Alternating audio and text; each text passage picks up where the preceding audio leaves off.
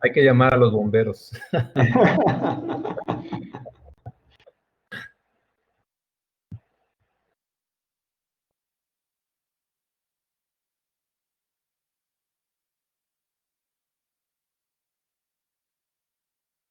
¿Qué tal, amigos de Comunidad Teacher? Los saluda Raimundo Sánchez. Y bueno, pues en esta ocasión, en Teacher Coffee, tenemos a un invitado muy especial, a un gran amigo de nosotros, de la comunidad, miembro de la comunidad, Conrado Morland. Conrado, un placer, un honor, pues tenerte de nuevo en Teacher Coffee, y pues muchas gracias por estar aquí este día. Gracias a ti, Ray, a la comunidad Teacher por invitarme otra vez. Siempre es un placer poder platicar con ustedes y compartir experiencias. Aquí es siempre un buen foro para platicar y compartir. Perfecto, excelente. Y bueno, pues vamos a platicar un poco de la experiencia y la trayectoria de Conrado, que seguramente muchos miembros de la comunidad pues ya la conocen. Conrado, adicional de que pues es pues prácticamente de las primeras personas en el mundo que han sido certificadas como Portfolio Manager, como Program Manager, es básicamente pues nuestro ícono mexicano que nos representa en el Project Management allá en Estados Unidos. Ha sido, ha participado como voluntario en el Project Management Institute, como speaker, y también ha sido coautor de estándares como de lo que vamos a platicar hoy, que es de OPM. Adicional, bueno, también de los premios que ha obtenido Conrado. Realmente, pues, estamos hablando con una autoridad, la Autoridad Mexicana de Project Management, y bueno, pues, es un placer que el día de hoy podamos platicar referente al estándar de OPM de PMI, que ustedes pueden descargar con su acceso de la suscripción de PMI y poder disfrutar este estándar. Vamos a platicar con el autor. Y bueno, Conrado, primero, pues, para empezar esta plática de café relacionada a este estándar de OPM, pues yo te quisiera preguntar, ¿qué es OPM? En esencia, ¿qué es? Sobre todo porque muchas veces, platicando con otras personas, la primera confusión que viene es las diferencias con OPM3, ¿no? Entonces, tú que tuviste oportunidad de escribir el estándar, ¿qué es OPM? Y bueno, eso fue una plática y una discusión que tuvimos al principio cuando, no solamente cuando desarrollamos el estándar, pero también cuando desarrollamos la guía. También participé yo en el desarrollo de la guía, que fue el antecedente al estándar, ¿no? Y mucho era de que la gente se iba a confundir con el otro publicación que ya estaba, ¿no? De OPM3, que básicamente OPM3 es un modelo o un marco de referencia que te permite identificar el nivel de madurez de la administración de proyectos dentro de la organización, ¿no? Y tenía un montón ahí de artefactos que te permitían identificar todo, tu situación, tu organización, tus metodologías, etcétera. Pero al final era el tema y el objetivo principal al hablar de la organización o de la gestión de proyectos en la organización, lo que es OPM, es eso, ¿no? Es básicamente poder tener un punto de vista organizacional de la gestión de proyectos, pero con un tema específico, ¿no? O sea, ver toda esa disciplina de gestión de proyectos que incluye portafolios, programas y proyectos y poderla alinear con la estrategia organizacional, ¿no? Muchas compañías, en base a varios estudios que hizo PMI, y todo el tema de que hablan de que los proyectos que fracasan o que el exceso de presupuesto, etcétera. Entonces hablaban de que había proyectos que definitivamente en un momento dado no eran relevantes para la organización, ¿no? Entonces, uno de los puntos fundamentales que se podía tener es entender hacia dónde va la organización, entender cuál es ese alcance que la organización quiere tener en 3 o 5 años, dependiendo del alcance de su estrategia, y de ahí empezar a decir, bueno, tenemos todos estos pilares estratégicos que queremos cubrir, y ahora esos pilares estratégicos, ¿cómo podemos dividirlos en programas, ya sea por por tema, por ese pilar estratégico, o si va a tener que ser multidisciplinario, ¿no? Entonces, identificar todo ese tema y de ahí empezar a desarrollar lo que es el portafolio de proyectos, que cada portafolio o subportafolio o programa va a estar relacionado con uno o más de esos pilares estratégicos, ¿no? Entonces, básicamente es tener ese marco de referencia de la gestión de proyectos en general, que incluye las 3 disciplinas, y usar los proyectos como los habilitadores o como los instrumentos para poder lograr los objetivos estratégicos, ¿no? Excelente. Entonces, por lo que comentas, y corrígeme si me equivoco, es un estándar que de alguna manera complementa los estándares de project management, de program management, de portfolio management. Y aquí hay una pregunta interesante. Si tú recomendaras algún roadmap para poder entender las prácticas de proyectos, programas, portafolios, y diseñar este mapa alineado a la estrategia, ¿qué estándares recomendarías? ¿Cuál sería este roadmap de lecturas recomendadas? ¿Recomendarías primero leer OPM o primero estudiar la parte del PMBOK o irlos intercalando? ¿O primero proyectos, pruebas, portafolios, después OPM o al revés? ¿Cómo recomendarías a nuestra comunidad poder empaparse para poder apreciar el estándar de OPM lo más posible que se pueda? Sí, mira, en los últimos, estándar fue publicado en 2017. Y de 2017 para acá, con todo lo que he visto y toda la experiencia que he tenido en otros proyectos y programas, creo que lo importante es y a lo mejor eso es una de las partes que podríamos actualizar dentro del estándar, ¿no? Ahora cuando decida el PMI hacer la siguiente versión. Básicamente, yo creo que para este tipo de iniciativas, yo lo primero lo vería como un programa como tal, ¿no? O sea, bajo la estructura de un programa. Entonces, habría que entender bien la parte de la gestión de programas. Dependiendo de la organización y dependiendo de cómo esté la estrategia, si van a hacer uno o más portafolios, también entender cómo funcionan los portafolios. Y obviamente, pues la parte de proyectos sería importante, ¿no? Pero yo creo que lo primero que yo recomendaría es entender cómo funciona la parte de programas, ¿no? Y después ir intercalando dependiendo de las necesidades. Pero lo que te decía es esta parte de implementación, como yo lo veo, es en el programa a lo mejor ahora tienes que tener tres sistemas, ¿no? Y cuando me refiero a 3 sistemas, ya es tratar de ver todo esto como, ver a la organización también como un sistema, ¿no? No como silos o partes separadas, ¿no? Entonces, hay que tener un sistema de entrega, ¿sí? Un sistema de entrega que es el que ese sistema de entrega va a ser básicamente cuál es el marco de referencia o la metodología que vas a seguir. Ajá. Ahora, no voy a ser prescriptivo de que tienes que seguir X o Y metodología, ¿no? Porque definitivamente, dependiendo del contexto de la organización, es como se tiene que adaptar, ¿no? Y definitivamente ahí es la persona que está encargada de este programa es la que tiene que ver cuáles son los elementos de una o más metodologías que se deben de utilizar para adecuarse a lo que requiere la implementación. El otro sistema que te hablo debería de ser un sistema de transformación. Y ese sistema de transformación es el que te va a decir cuáles son los roles, las responsabilidades, todo lo que son cómo vas a formar los equipos. Y lo más importante que yo considero aquí es darle un sentido a la posición de cada uno de los individuos dentro de la organización. Ajá.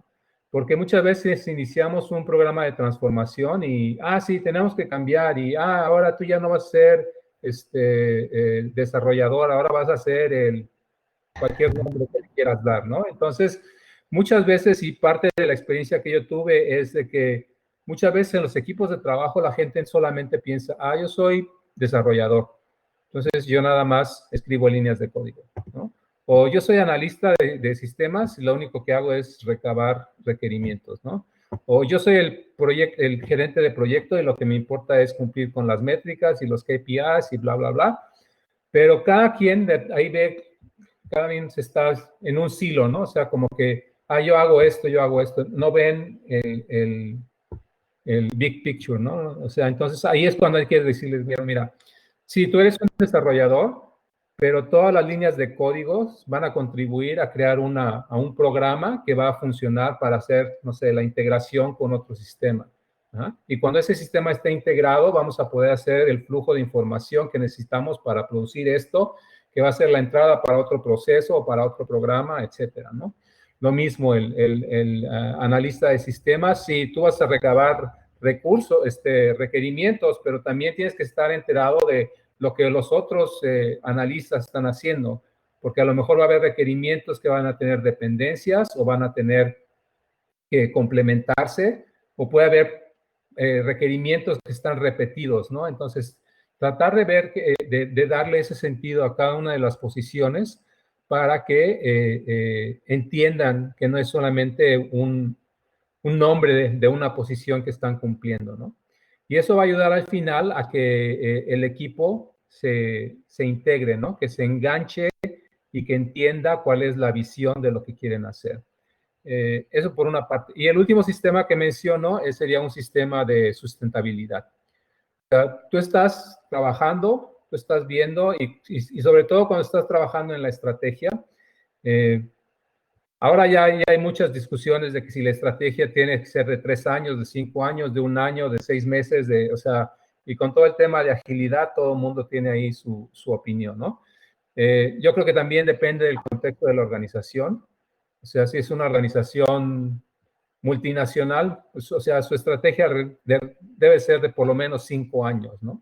Y hay estrategia país y todo esto. Exacto, ¿no? Entonces, ahora, el tema de la estrategia es primero también saber quién participa en la estrategia, ¿no? Ahora, tú tienes que integrar a tus clientes para saber qué es lo que quieren tus clientes comprar, ya sea un bien o un servicio, ¿no? Tienes que integrar, obviamente, a tu C-level, a tu C-suite, porque ellos saben cómo está dentro de la organización. Ahora, es importante también integrar a tus empleados, porque tus empleados conocen todo lo que está funcionando dentro de la organización y ellos mismos pueden decirte, ¿sabes qué? Si utilizamos estos 2 productos o estos 2 servicios, podemos crear un nuevo producto o servicio que puede ser atractivo para la empresa, ¿no? Y también, bueno, pues obviamente los inversionistas, ¿no? El inversionista te va a decir, yo quiero invertir en tu empresa, pero obviamente me tienes que dar un retorno de la inversión y esto es en lo que quiero que te enfoques, ¿no? Entonces, esa es la consideración que debes de tener. Y en la parte de sustentabilidad es identificar, ok, ¿cuáles son vamos a decir, tú tienes una visión a 5 años, pero 4 de esos 5 años son de incertidumbre. Ajá. Tú puedes tener una visibilidad, digámoslo, segura dentro de 1 año, ajá, o dentro de 6 meses o 9 meses. Entonces tú puedes decir, bueno, ¿cuáles son los elementos que necesito para poder llegar al fin del primer año y que me sirvan como estructura para el segundo año y para el tercer año, etcétera? ¿Sí? Quick wins. Como quick win o como yo le llamo building blocks, ¿no? O sea, como parte de esa estructura. Los quick wins definitivamente son importantes porque te presentan resultados y que digas, bueno, sí, ya estamos haciendo algo, ¿no? O sea, y también tienes que definir qué tipo de quick wins tienes que ver con tus stakeholders cuáles son sus criterios de aceptación, ¿no? Sus criterios de quick wins, porque tú puedes decir, bueno, a lo mejor tienes una mega base de datos y tienes que depurar toda esa información que no la habías hecho en años. Y eso es un quick win, ¿no? Tener esa mega base de datos depurada es un quick win, pero no te está produciendo ningún beneficio económico actualmente, pero te lo va a producir en 6 meses o en 1 año o en 2 años, ¿no? Entonces, esas partes hay que definirlas bien de cómo manejar ese tipo de quick wins, ¿no? Y la parte de sustentabilidad es esa, ¿no? O sea, decir, bueno, esto es lo que queremos lograr en 6 meses. y tener revisiones, ¿no? O sea, ¿qué es lo que funcionó en 3 meses? Y no nada más qué es lo que funcionó internamente, sino qué otros factores están o pueden impactar el trabajo que se está haciendo, ¿no? Puede ser que digas, la empresa está pensando en hacer una compra de otra compañía, ¿no? Eso te va a impactar eh, a tu estrategia. Ajá. O, ¿qué pasa? COVID viene y te deshace todo, ¿no? O sea, eso impactó definitivamente la estrategia, ¿no? O puede ser que una regulación de un gobierno también te cambie la jugada, ¿no? O puede ser que me pasaba a mí cuando estaba con DHL, o sea, cada 4 años había elecciones en la mayor parte de los estados, en la mayor parte de los países de América Latina, y coincidía también con el Mundial de Fútbol. Entonces, obviamente, año de elecciones bajan las inversiones, ¿no? Porque nadie sabe quién va a ganar y si gana uno o gana el otro, siempre va a haber ahí precauciones, ¿no? Y después, entre lo que están las elecciones, pues todo el mundo está viendo el fútbol y echándole porras a su equipo para que pase a las siguientes fases, y entonces todo eso se pierde, ¿no? O sea, todo eso te impacta definitivamente, ¿no? Entonces, todo ese tipo de cosas tienes que considerarlas, ¿no? Otros elementos que, por ejemplo, a mí me impactaban era, yo trabajaba con equipos en Malasia, trabajaba con equipos en Europa, en Alemania y en Praga, con todo lo que es Latinoamérica, Estados Unidos y Canadá. Entonces, en diciembre y en enero, en Malasia, aunque es un país musulmán, celebran la Navidad. Y en enero en enero en general es el Año Nuevo Chino. Entonces es una gran fiesta para ellos también. Entonces, esos 2 meses había que manejarlos. Luego en Latinoamérica, en la América del Sur, en enero, diciembre y enero es verano para ellos. Ajá. Entonces viene vacaciones de verano, viene el carnaval, entonces todo ese tipo de cosas lo tienes que manejar. En Europa, verano son 12 semanas que no cuentas con nadie casi, ¿no? Porque todo el mundo se va de vacaciones en verano y no hay de que, sí, te hablo por teléfono o te mando un mail, o sea, olvídate, nadie te va a contestar. Entonces, todo ese tipo de situaciones cuando estás en una empresa global son elementos que tienes que considerar, ¿no? Y esa es parte de la sustentabilidad. Entonces, ir revisando cómo cada determinado periodo de tiempo vas avanzando y qué es lo que tienes que hacer, ¿no? Y bueno, y finalmente, pues cuando termina tu periodo de 3 o 5 años o el tiempo que hayas decidido hacer tu estrategia, pues revisar, ¿no? O sea, porque definitivamente no vas a querer que se quede en ese estado tu organización, ¿no? Si no quieres que continúe evolucionando, entonces ver qué otros elementos de sustentabilidad tienes que incluir, ¿no? Perfecto, ¿no? Excelente.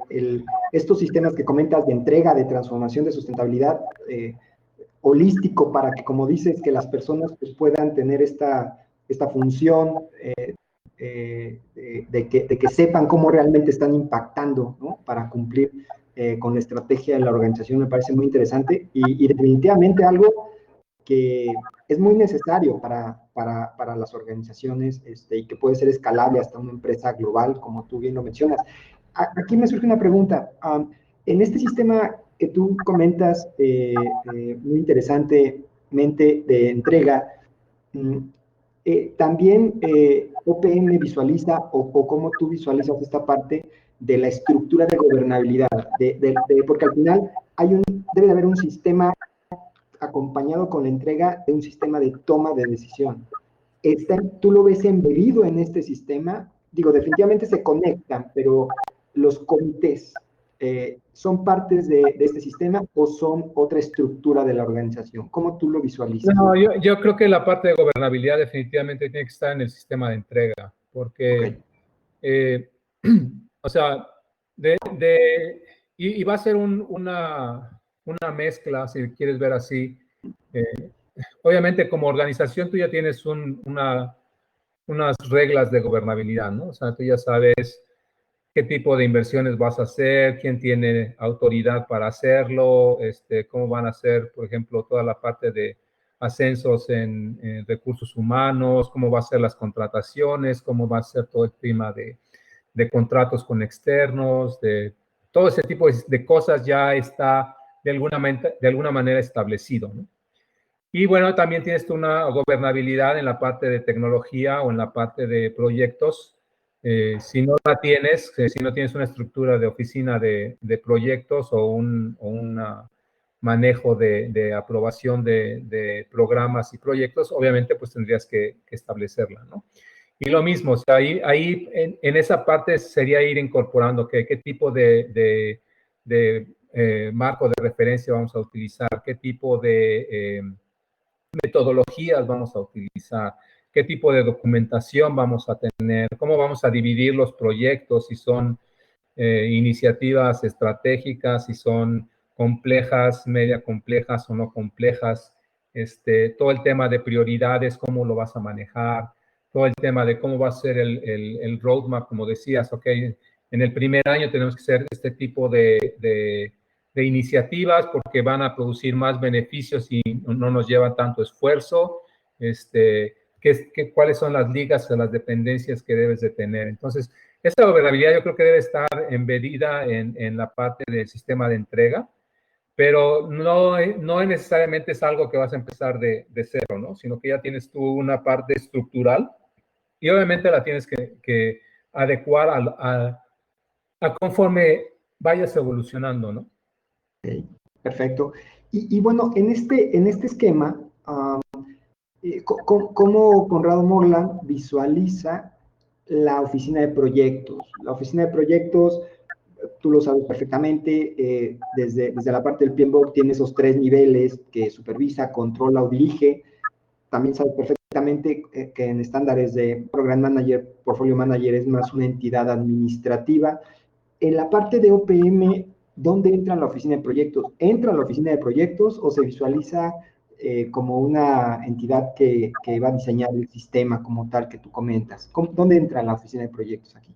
La oficina de proyectos a lo mejor debe tener un papel más estratégico, debe estar totalmente de la mano, ¿no? La oficina de proyectos debe entender por arriba y por abajo, de izquierda a derecha, todo lo que es la estrategia de la organización. Que la oficina de proyectos es la que va a decir o establecer todas las reglas para definir los portafolios, los programas y los proyectos. Ajá. O sea, de todos esos pilares estratégicos que mencionaba, es definir cuáles son las metas y de esas metas, objetivos, empezar a extraer y decir, todo esto debe ser incluido en un portafolio o todo esto debe ser parte de los proyectos de un programa que van a hacer. Ajá, y empezar a identificar cuáles son todas esas dependencias que vas a tener para poderlo manejar. Yo no veo a la oficina de proyectos en una situación de implementación de OPM que esté proveyendo recursos o que esté haciéndole de policía de que si hizo o no hizo la metodología, sino es una posición más, como te decía, más estratégica, ¿no? No táctica como en muchas ocasiones sucede, sino que decir, o sea, yo entiendo qué es lo que quiere lograr la organización y yo voy a proveer todos esos proyectos que van a ser los instrumentos para poder lograr las metas que la organización tiene. Perfecto, muy bien. Y bueno, ahora aprovechando que te tenemos aquí y que estamos hablando del estándar de OPM, me gustaría que si puedes compartirle a la comunidad, ¿cuál fue tu experiencia? ¿Cómo fue cómo se forma este comité para formar un estándar en PMI? ¿Cómo lo viviste? ¿Cuál fue tu experiencia? ¿Cómo se juntaron? ¿Cómo lo viviste desde Conrado Morland, esta experiencia de formar un estándar de PMI? Bueno, es una experiencia, yo creo que ha sido una de las experiencias más enriquecedoras como voluntario que he tenido, ¿no? Porque primero, bueno, que te seleccionen para que seas parte de escribir una guía o un estándar, así como que dices, bueno, ok, ya es una distinción como tal, ¿no? Y el proceso básicamente Son posiciones que en realidad no se publican en el sistema de voluntariado que tiene el PMI. Son más que nada, yo creo que por relaciones. En todo el tiempo que estuve haciendo voluntariado anteriormente, pues conocí muchas gentes y estaba involucrado con los temas de programas y de portafolios. Entonces, por ahí un conocido me contactó y me dijo, oye, estamos pensando en hacer esta guía, inicialmente la guía, y como ya había estado platicando con él todo el tema de todo lo que estaba haciendo o cómo se estaba llevando el tema de OPM en DHL, que yo participaba en las juntas de estrategia y cómo se diseñaban los portafolios. Me dice, yo creo que la experiencia que tienes va a ser muy enriquecedora para participar. Entonces, como en todas las partes de voluntariado que hace PMI, pues te sumites ahí tu resumen y tu currículum vitae y te entrevistan y después ya seleccionan, ¿no? Entonces, afortunadamente fui seleccionado para la parte de la guía. Y con el tema de la guía fue un tema que también fue una experiencia buena y nueva porque tanto para nosotros como participantes como para PMI, ellos tenían un fast track que querían hacer con la guía. Normalmente una guía o un estándar se lleva entre 1 año y medio y 2 años para desarrollar. La guía la hicimos en 1 año. Empezamos en febrero y terminamos en diciembre. Y entre el medio, ya que estábamos listos para hacer la primera revisión, tuvimos que hacer el cambio como del 50% de todo el contenido que teníamos, porque no estaba, uno de las personas que estaba revisando el material dijo que no era lo que queríamos y entonces nos reunimos 2 veces extra más de lo que teníamos planeado, ¿no? Pero bueno, finalmente es el tema. Y la situación aquí es también, no es la experiencia de conocer gentes de otros países, gentes de otras industrias, que están haciendo lo mismo que tú haces, pero con un sabor diferente, ¿no? Entonces, platicas y dices, ah, sí, bueno, pues mira, en las reuniones de estrategia los hacemos así, ah, no, nosotros lo hacemos así, o, ah, mira, pues porque lo que tú mencionas suena más razonable a lo que nosotros estamos haciendo, lo voy a proponer. Entonces, como que empiezas a intercambiar todas esas ideas, esas experiencias, y obviamente, pues empiezas a absorber y enriquecer toda esa experiencia, ¿no? Entonces tú dices, bueno, ahora el problema A no tiene nada más la solución de DHL o de Conrado Morland, sino tiene todas las opciones de todo el equipo de gente con la que conocí, ¿no? Pues finalmente te digo, esa fue la parte de la guía que fue así de fast track. Y después, al final nos dijeron, bueno, pues vamos a pensar en hacer un estándar en un momento dado, entonces los vamos a contactar. Y 2 años después, en el 2015, me volvieron a llamar. Ahí ya no fue tanto seleccionado, sino me dijeron, oye, como tú ya tienes parte de la experiencia, queremos que nos ayudes a liderar algunos de los capítulos que tenemos para el estándar. Y fue como empezamos, ¿no? Y ahí también, bueno, o sea, gente de Finlandia, gente de Australia, gente de Inglaterra, gente de Estados Unidos, gente de Canadá, que trajeron más información, más experiencia. El caballero de Finlandia tenía un doctorado, un PhD en Organizational Project Management.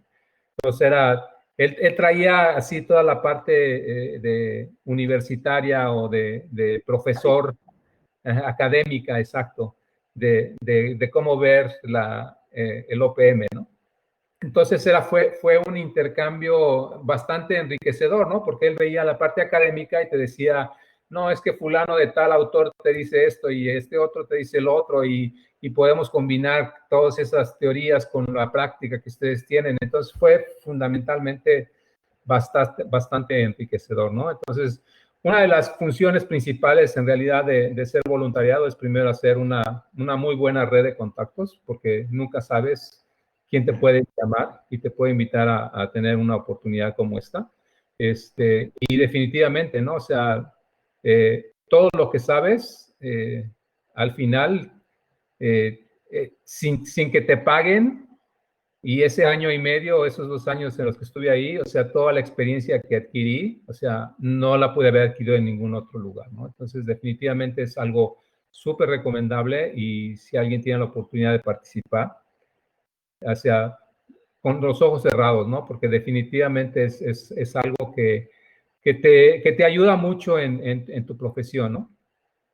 Y no hay cursos que te lo den, ¿no? Porque finalmente es experiencia y como te decía, por ejemplo, ¿cuándo vas a tener oportunidad de hablar con un académico como este caballero de Finlandia que conocí, ¿no? Entonces es algo importante, ¿no? Y siempre la parte de voluntariado, pues, te deja una satisfacción muy, muy buena, ¿no? Muchas veces yo he platicado que es complicado en certificaciones como PMP bajar un poco la experiencia al lenguaje de las buenas prácticas de PMI cuando meten la aplicación, aplicar al examen. Para PGMP es un poquito, tú lo sabes perfectamente, es más robusto el proceso y el panel review, vienen ahí algunas preguntas que es un reto poner tu experiencia en el lenguaje de PMI, en el lenguaje de las buenas prácticas para contestar este examen, este panel review. Imaginemos ahora, ¿sí? Combinar la experiencia de varios expertos en la materia de varias partes del mundo para poder ponerlo en lenguaje de buenas prácticas y poder escribir un estándar, pues debe de ser un reto mayúsculo y definitivamente, como tú comentas, pues es un muy buen hito para poder incluso pues aprender cosas nuevas y poder reafirmar otras tantas, ¿no? Entonces, creo que va por ahí y me hace muchísimo sentido lo que comentas. Y bueno, con este conocimiento del estándar de OPM, ¿cómo decidieron al final hacer la estructura? Si nosotros vemos el PMBOK, pues vemos que están los grupos de procesos, que están los procesos, entradas, herramientas y salidas. Si nosotros vemos las últimas versiones de estándares como Program Management, como Portfolio Management, vemos que PMI ha dejado de ir esa esencia de procesos con entradas, herramientas y salidas, no tan estructurada como la que tiene el PMBOK. En el caso de OPM, ¿cuál fue la decisión final de ponerle estructura? ¿Tuvieron problemas en decidir cómo iba a ser la estructura? ¿Y cuál fue la estructura final que le dieron al estándar? Sí, mira, básicamente fue principalmente con la parte de metodología. Ahí fue, yo creo, donde pasamos más tiempo en discusiones, ¿no? Porque si tú ves los estándares de portafolios o de programas o de project management, no son prescriptivos, pero te dan elementos que te van a formar en el ambiente, ¿no? Ya sea como project manager o como program manager o como portafolio manager. O sea, te van a dar dando y para ello necesitas la estructura, ¿no? O sea, tienes que, como PMP, necesitas saber que hay tantos números de procesos y tantos números de entradas y salidas y cómo se interrelacionan para tener una imagen de lo que vas a hacer, ¿no? Con el tema de OPM, o sea, lo primero también fue, empezamos a decir, bueno, esto tiene que aplicar a empresas chicas, medianas, grandes, empresas que son profit, non-profit y gobierno. Entonces, o sea, tenemos ya ahí 6 diferentes cosas, ¿no? Y si empiezas a hacerle más combinaciones, o sea, si es gran empresa, non-profit, profit, multinacional, no nacional, bla, bla, bla, o sea, íbamos a acabar con 500,000 metodologías, ¿no? Entonces, y al final todo el mundo iba a estar inconforme porque, es que mi organización no la tomaste en cuenta, ¿no? Entonces, llegamos a la conclusión que no íbamos a poder ser prescriptivos a decir, esta es la metodología que tienes que utilizar.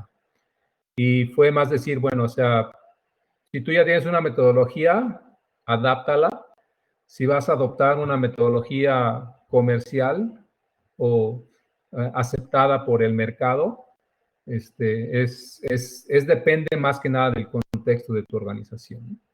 Entonces, si tú ves el estándar, en realidad yo creo que es uno de los más delgados del PMI, ¿no? Creo que tiene como 70 páginas en total, más todo el tema de el índice de referencias, ¿no? O sea, es algo básicamente que te dice, te da como que las directrices, ¿no? O sea, no te dice, no te lleva de la mano, pero te dice, puedes utilizar este enfoque o esta situación te puede ayudar a enfocarte, ¿no? Entonces, tratamos de hacerlo de esa manera porque si no, en primero nos hubiera llevado mucho más tiempo y como te digo, si nos enfocábamos únicamente a empresas grandes, pues iba a haber otros que iban a decir ahí, pues eso está bien para los grandes, pero no para los medianos o los chicos, ¿no? Entonces, definitivamente fue tratar de decir, bueno, algo que pueda entender cualquier persona y aparte también este estándar,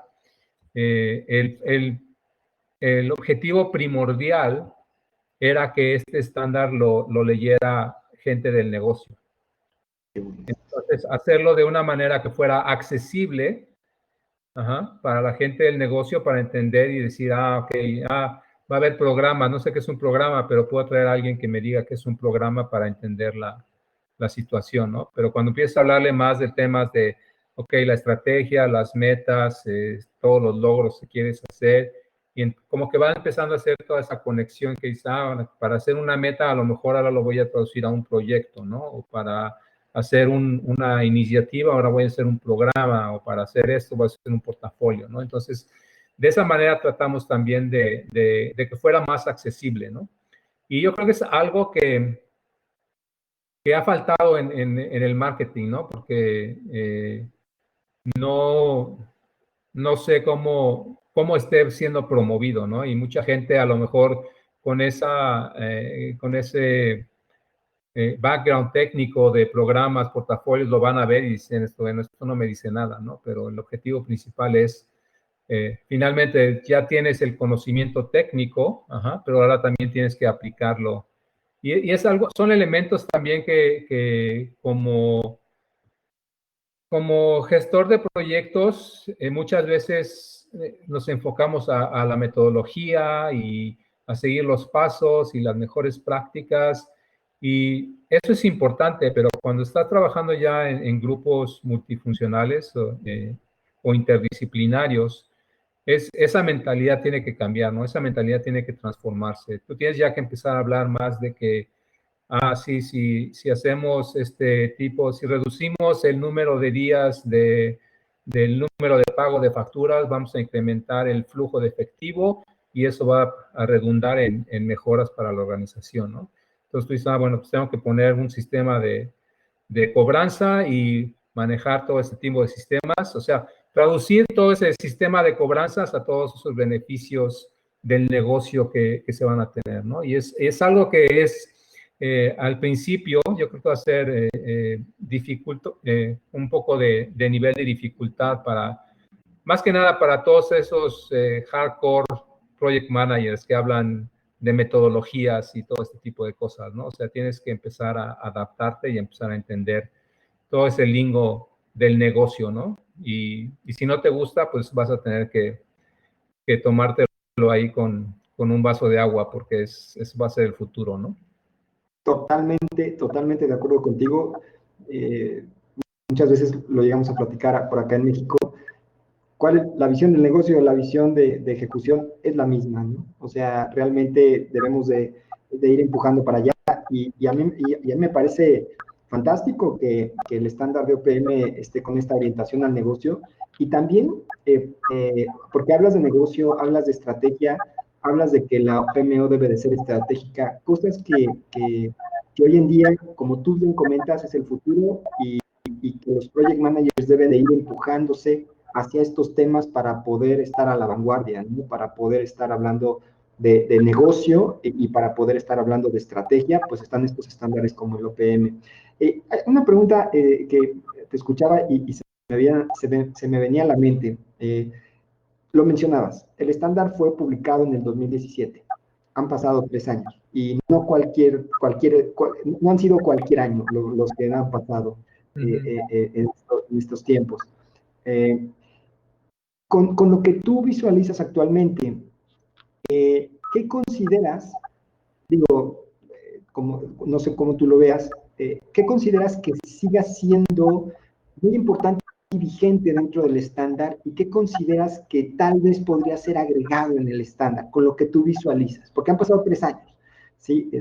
Tal vez algo que tú veas, pues, un buen tema para actualizar el estándar podría ser este tema, algo que sigue siendo relevante y que se definió en el 2017 y que sigue intacto es esto.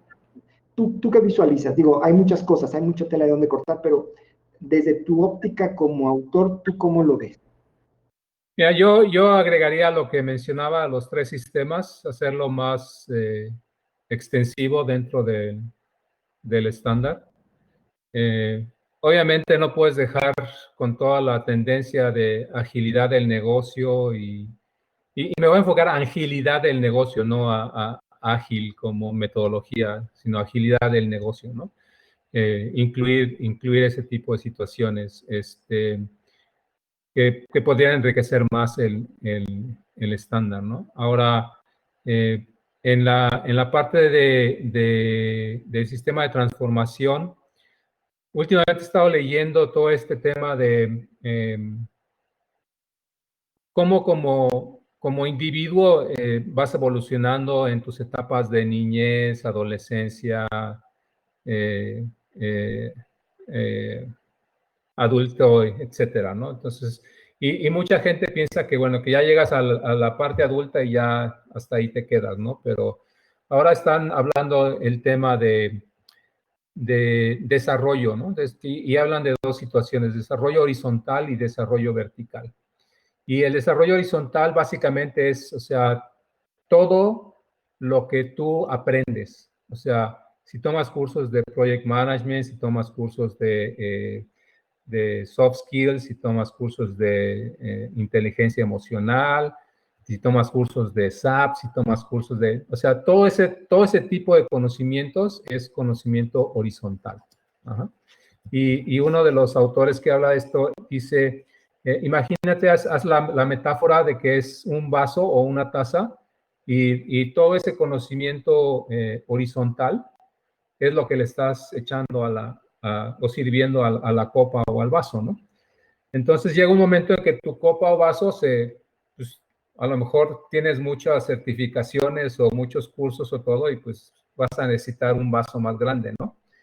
Pero la situación que estamos viviendo ahora no es nada más tener ese conocimiento técnico, sino expanderlo a más allá de tu zona de confort y más allá de tu zona de trabajo, ¿no?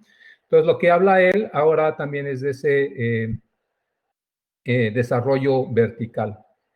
Y en el desarrollo vertical, es decir, cómo como individuo, y hablamos aquí de liderazgo, no como liderazgo en una organización, en una estructura organizacional, sino como liderazgo, como tú tomando la responsabilidad de hacer que las cosas sucedan, ¿no? O sea, no debes de tener un estatus dentro de la organización para ser un líder, sino que tú te puedes convertir en líder en cualquier momento. Entonces, ese desarrollo vertical básicamente es cómo tú vas agregando como niveles o estratos de madurez y cómo vas evolucionando en esa parte del liderazgo, ¿no? Entonces, esas nuevas experiencias, esa nueva madurez combinada con todas las experiencias de ese entrenamiento que has tenido técnico, te van a ir ayudando a ir creciendo como líder, ¿no? Entonces hablan ahí de que hay diferentes etapas de líder que tú vas a ir mencionando. Uno que es como el individualista, que únicamente es así como que no te importa nada, tú todo lo que quieres es que lo que tú hagas sea lo mejor y que tú triunfes y no te importa si tienes que pasar sobre 100 empleados dentro de la organización con tal de que tú tengas, ¿no? Después de esa evolución pasas a otro siguiente nivel que ya es más grupal, en que tú ya te identificas con un grupo, que tu identidad es pues yo pertenezco al grupo de tecnología y no puedo hablar mal del grupo de tecnología y adoro a mi jefe y adoro a mi grupo, etcétera, ¿no? Entonces, y después vas pasando, por ejemplo, a la etapa de experto, ¿no? O sea, ya vas evolucionando y dices, ahora ya soy el experto de SAP, ahora yo soy el experto de Project Management o lo que sea, y como que ya también como que estás así como en un pedestal que nadie te puede alcanzar, ¿no? Y posteriormente pues vas integrándote, ¿no? O sea, vas diciendo, ahora ya es ese liderazgo se convierte a proveer resultados. Ajá. Entonces, proveer resultados, alcanzar metas y trabajas en equipo. Y una vez que llegas a eso, es cuando dicen, ya es como cuando llegas a ¿cómo se dice? Se me fue la palabra. A la crisis existencial, ¿no? A tu crisis de adulto. Ajá. Ok. En donde empiezas a decir, sí, yo ya logré esto, pero ¿qué pasa conmigo, no? Primero ves todo externo y ahora empiezas a verlo todo interno, ¿no? Como que empiezas a tener ya un balance más de decir, bueno, ahora sí, yo hice esto, pero a lo mejor no estaba alineado con mis valores personales, ¿no? Pues poco a poco vas a ir logrando eso. Y una de las cosas que dicen es que para lograr ese tipo de madurez, llegar a ese tipo de madurez, una de las primeras cosas que tienes que hacer es que te cambien totalmente el panorama. ¿Uh? Que te digan, Raimundo, a partir de mañana ya no eres project manager, a partir de mañana eres el gerente de operaciones de tal empresa. Y tú no tienes ni idea de lo que es hacer las operaciones de la empresa, ¿no? Entonces, sacarte de tu zona de confort, es enfrentarte a nuevos retos y que tú propia, poco a poco, vayas evolucionando en eso. Ahora, no es nada más aventarte al ruedo y decirte, ahí está el toro y no tienes capote, ¿no? Sino vas a tener también un grupo que te va a poder pasar información, ¿no? O sea, vas a tener un equipo que te va a estar dando información.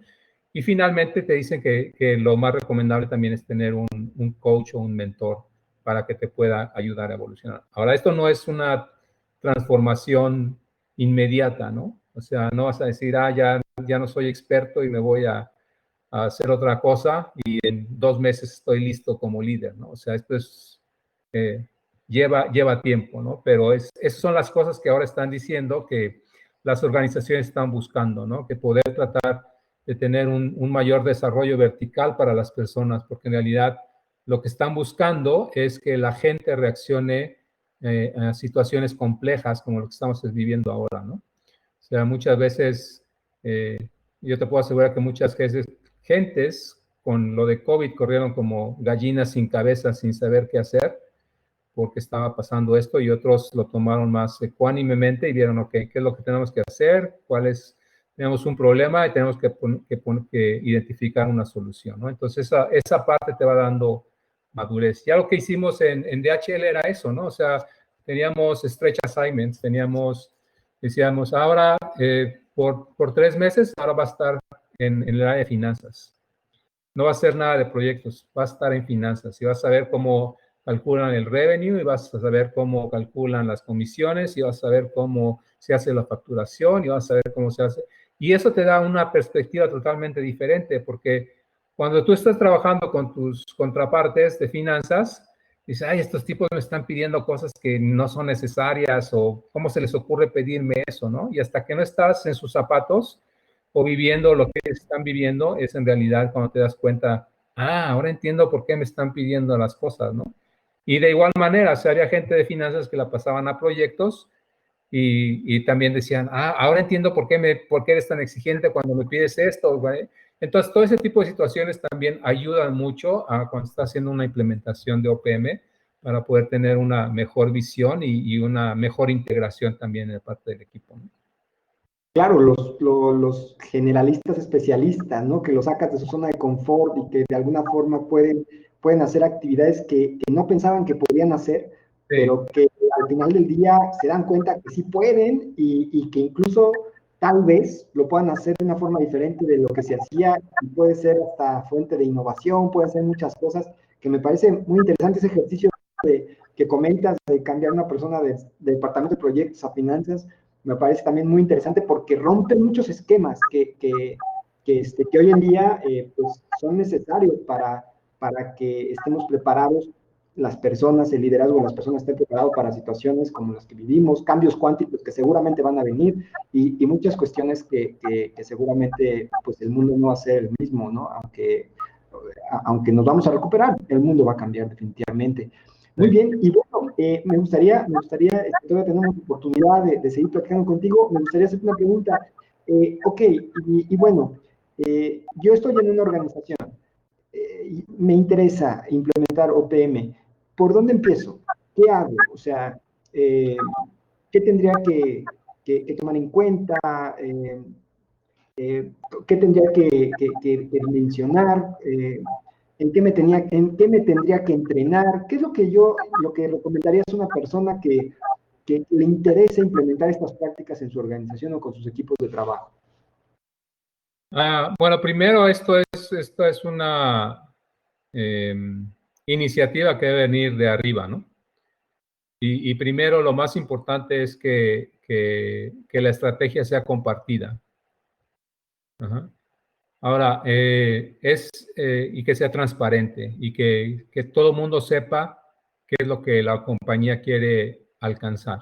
Porque si tú no tienes clara esa visión, o sea, puedes hacer 20 OPMs y nunca vas a lograr el éxito, ¿no? Entonces, debe ser una situación en que es entendible que hay elementos de la estrategia que son confidenciales, pero hay elementos que son fundamentales para alcanzar los objetivos, ¿no? Entonces, todo ese tipo de situaciones, todo ese tipo de elementos son los que tienen que ser compartidos y tienen que ser... Tiene que decir, es por aquí, ¿no? Sí, sí, mira, el ejemplo que me guío y fue mi experiencia era, con DHL cada enero nos reuníamos y éramos 5 regiones, venía el CEO de cada región y el CEO global. Y teníamos 2 días donde nos explicaban cuál era la estrategia global. Nos decían, tenemos que lograr estas 5 cosas como organización global. Ahora, cada una de las regiones va a hacer una contribución específica. No todas las regiones están listas para tomar los 4 o 5 elementos que tenemos. Pero Europa puede enfocarse en esto porque tiene una mejor estructura o ya está más avanzado. Américas puede convertirse en esta parte. África y Medio Oriente no están muy bien desarrollados, pero tenemos que fortalecer en estos 3 primeros años. Entonces, teníamos una visión global de lo que la organización quería alcanzar. Y de ahí, bueno, ya decía, bueno, Américas, estos son sus elementos, ¿no? Y después teníamos nosotros 3 días en donde estaba todos los niveles C, todos los gerentes de país, de 50 países y territorios, y todos sus elementos C, ¿no? Todos sus CFO, CSO, bla, bla, bla. Entonces, lo que hacíamos es que tenemos el pilar de finanzas, entonces yo me reunía, porque yo era el director regional de programas, con el CFO regional y con todos los gerentes de país y con todos los CFOs de los países. Ok, esto es lo que queremos lograr como región, esto es lo que tenemos que hacer. Vamos a ver cuáles son los países que primero tenemos que implementar, o cuáles son los países que tienen más dificultad, o cuáles son los elementos que cada país no tiene en este momento y que tenemos que empezar a trabajar. Entonces ahí empezamos a hacer ese roadmap de todo lo que teníamos que hacer, ¿no? Entonces, ahí mismo ya toda esa gente de finanzas entendía qué era lo que tenía que hacer. Ajá. Y yo andaba saltando con todos los diferentes grupos y al final hacíamos una sesión general para todos y decíamos, ok, el de finanzas ya sabía qué era lo que tenía que hacer, pero no sabía que había dependencias con recursos humanos, por ejemplo, o con operaciones o con otro elemento. Entonces, ahí cuando hacíamos ya esa presentación final, entendían que que había dependencias entre lo que ellos iban a hacer con otros grupos, ¿no?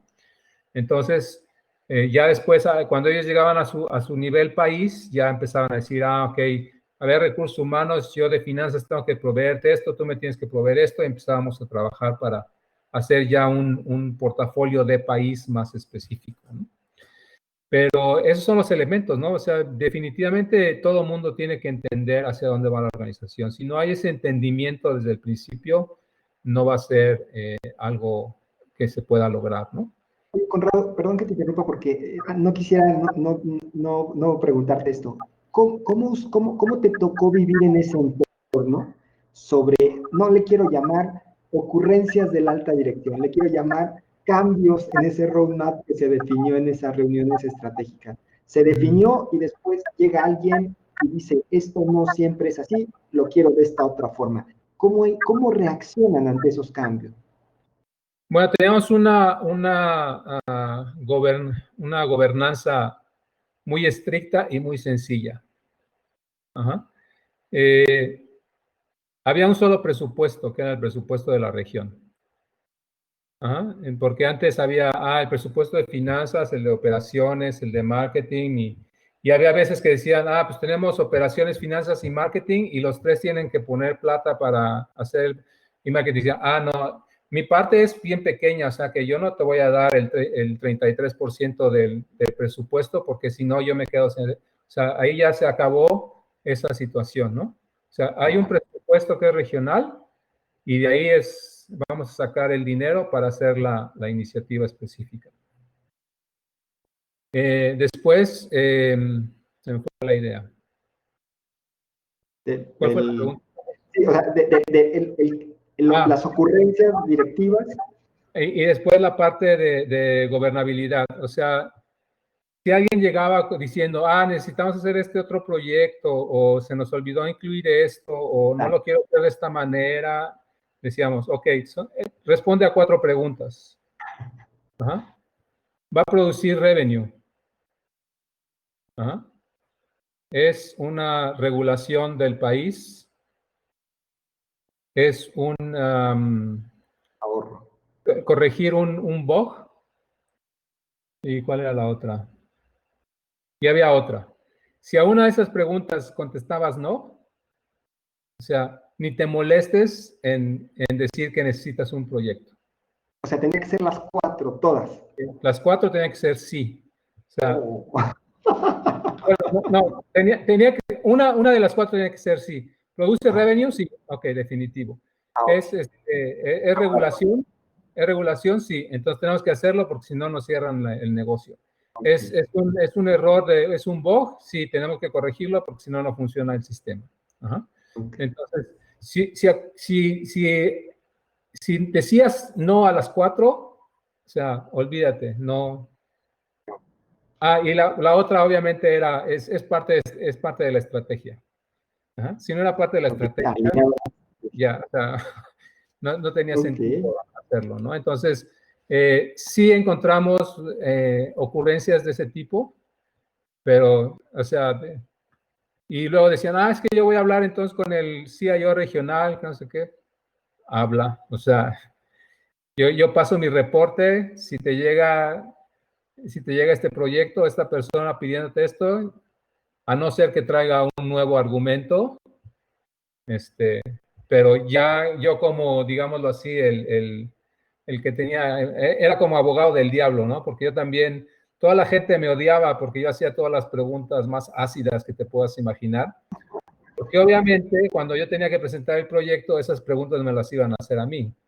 Y si yo no tenía los argumentos o las respuestas correctas, pues definitivamente no iba a representar bien el proyecto, ¿no? Entonces yo tenía que prepararme con todos mis contrapartes para hacerles la vida de cuadritos de alguna manera para que en realidad su proyecto pasara, ¿no? O sea, al final entendían que no era yo el que estaba oponiéndome, sino que yo tenía que tener los argumentos para poder presentar y tener la aceptación del proyecto, ¿no? Porque inclusive, aunque una de las 4 preguntas fuera así, de todas maneras iba a tener que presentar el caso, ¿no? Claro. Perfecto, pues muy interesante, Cado, y bueno, pues voló el tiempo, ya se nos acabó el tiempo, y bueno, pues a nombre de la comunidad de Teacher, Conrado, a nombre de todo el equipo de Teacher presencial, pues ahora te los los entregamos de forma digital. Es un breve reconocimiento para toda tu trayectoria, pero pues muy importante para nosotros que estés aquí con nosotros. Te reconocemos tu voluntariado con nosotros, tu participación, el que compartes con la comunidad. Todas estas experiencias que no vienen en los libros, realmente, no vienen en los libros y que son de un alto valor para una persona que quiere trabajar en una empresa global, que trabaja en una empresa global, que quiere ver cómo implementar realmente las prácticas de Project Management. Y bueno, pues qué mejor que de alguien que ya vivió ese proceso y sobre todo que tuvo la oportunidad de escribir un estándar. Entonces, pues Conrado, pues, te agradezco muchísimo la participación y bueno, pues te entregamos este reconocimiento de manera digital, que te lo vamos a hacer llegar con mucho gusto por tu correo electrónico. No, gracias a ti, Raimundo, y como siempre, cualquier oportunidad que me inviten, siempre la voy a aceptar, y es siempre muy agradable poder platicar contigo y poder compartir y aportar para la comunidad teacher. Muchísimas gracias y pues seguramente pues vamos a platicar para poder ofertar algún entrenamiento con Conrado Morland, con esta experiencia, con la comunidad, para poder ofrecer este valor a la comunidad que seguro va a ser de alta plusvalía. Estén pendientes porque vamos a hacer este lanzamiento. Y muy bien, bueno, pues a toda la comunidad teacher, pues les agradecemos que hayan estado con nosotros. Y bueno, pues no nos resta solamente pues seguirlos invitando a que sigan participando en los eventos de Teacher Institute, ¿sí? Tenemos Teacher Talks, tenemos Teacher Coffee, vienen muchas cosas que se están preparando, nosotros seguimos trabajando y pues lo más importante, pues evidentemente que son las personas que nos siguen, las personas que están con nosotros y bueno, pues estas iniciativas lo que buscamos es hacer que la comunidad de administración y proyectos, ¿sí? Pues de manera global, pues sea cada día mejor, ¿sí? Entonces, pues les mandamos un abrazo, un saludo y pues nos vemos en la siguiente emisión. Gracias, Conrado, un abrazo. Esté muy bien, saludos. Gracias, saludos a todos.